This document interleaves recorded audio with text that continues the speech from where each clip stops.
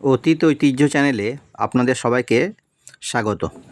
আজকের আলোচ্য বিষয়বস্তু হলো স্কুল সার্ভিস কমিশনের প্রকাশিত গেজেট।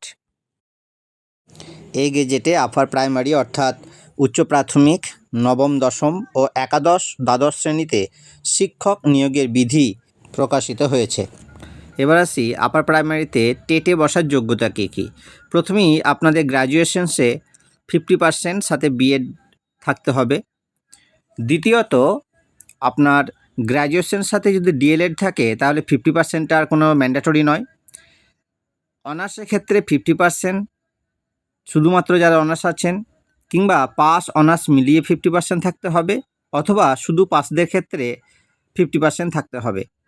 এক্ষেত্রে আপনাদেরকে মনে রাখতে হবে আপনি যে বিষয়ে টেটে বসবেন সেই বিষয়টা বা আপনার যে মেন সাবজেক্ট হবে সেই সাবজেক্টে যেন অবশ্যই আপনি যেন 300 নম্বরে পড়ে থাকেন, তা নাহলে কিন্তু হবে না।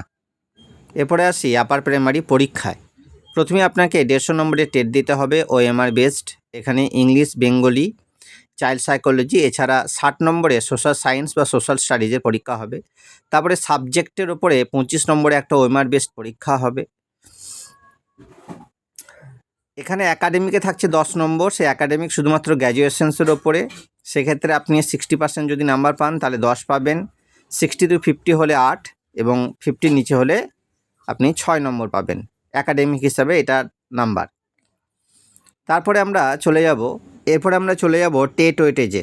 টেট ওয়েটেজে থাকছে 40 নম্বর, ওরাল ইন্টারভিউ থাকছে 15, লেকচার ডেমনস্ট্রেশন থাকছে 5 নম্বরের, এবং টিচিং এক্সপিরিয়েন্স থাকছেন আপনার 5। এবার আসি নবম ও দশম শ্রেণীতে। নবম দশম শ্রেণীর যোগ্যতা গ্র্যাজুয়েশনসে 50% অথবা পোস্ট গ্র্যাজুয়েশনে 50% সাথে বিএড থাকতে হবে।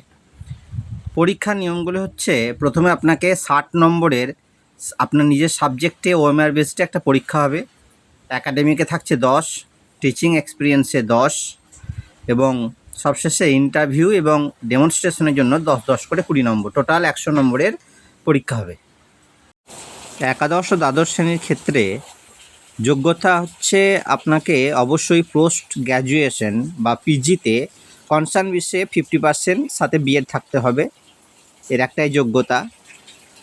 একাডেমিক পোস্ট গ্র্যাজুয়েশনের ওপরে 10 নম্বর থাকছে, যেমনটা আর কি 9, 10, 11, 12 যে ভাগ ছিল সেটার মতোই, বাকি সব কিছুই নবম দশম শ্রেণীর মতোই।